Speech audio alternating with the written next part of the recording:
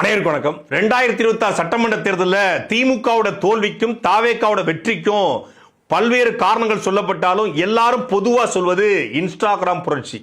இன்ஸ்டாகிராம்ல போலியான கருத்துருவாக்கத்தை உருவாக்கி ஒரு மாய பிம்பத்தை கட்டமைத்து போலியான செய்திகளை கொண்டு போய் மக்கள்கிட்ட சேர்த்து 36,000 வாட்ஸ்அப் குழுக்கள் மூலமாக செய்திகளை கடத்தி தாவேக்கா வென்று விட்டதாகவும் திமுக அதனால் வீழ்ந்து விட்டதாகவும் பரவலா பேசப்படுது.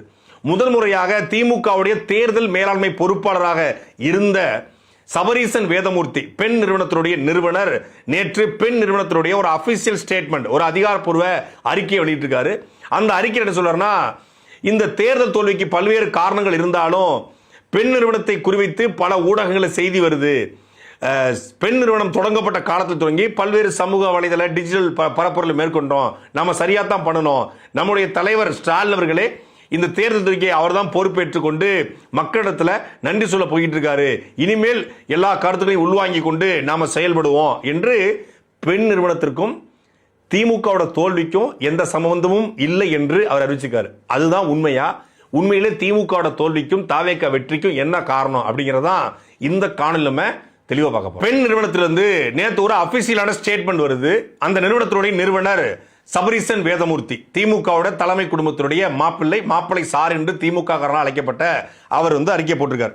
அதில் அவர் சொல்றாரு, கடந்த சில நாட்களாக சமீபத்திய தேர்தல் முடிவுகளுக்கான முழு பொறுப்பையும் பெண் அமைப்பின் மீது அதன் செயல்பாட்டின் மீதும் சுமத்த சில முயற்சிகள் மேற்கொள்ளப்படுவதை நான் கவனித்தேன்.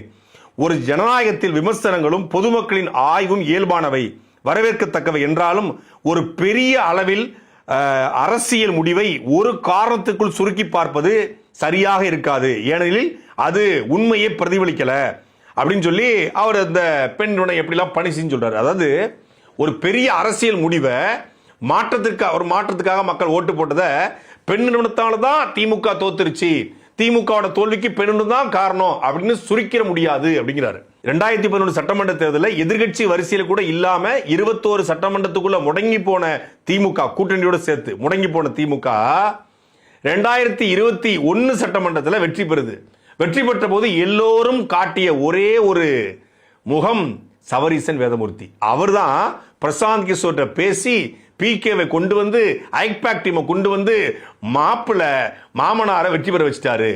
இவர் ராசி இல்லாதவர், இவர் ஜெயிக்கவே மாட்டாரு, ஜாதகத்துல கூட கட்டம் சரியில்லைன்னு சொன்ன ஸ்டாலின் அவர்களை வெல்ல வச்சதே ஐபேக் அண்ட் சபரீசன் டீம் தான். சபரீசனுக்கு தான் இது முழு பொறுப்பும் என்று ஐயா ஸ்டாலின் உட்பட எல்லோரும் நம்பினாங்க. அப்போ வெற்றி பெற்றதற்கு சபரீசன் காரணம் என்றால் அன்றிலிருந்து ஐபேக் டீம் வெளியேறுது. ஐபேக்ல வேலை பார்த்த அனுபவத்தை வைத்துக் கொண்டு இவர் பெண் அப்படிங்கிற ஒரு அமைப்பை உருவாக்குறாரு. ஒட்டுமொத்தமான தேர்தல் மேலாண்மை மட்டும் கிடையாது, திமுக பாராளுமன்ற உறுப்பினர்களை யார் நியமிக்கணும், திமுக மாநகராட்சியில் யார் போட்டி போடணும், திமுக யார் டெண்டர் எடுக்கணும், கமிஷன் யார் யாருக்கு போகணும் என்று எல்லாத்தையும் மொத்தமாக டிசைட் பண்ணது எந்த துறை?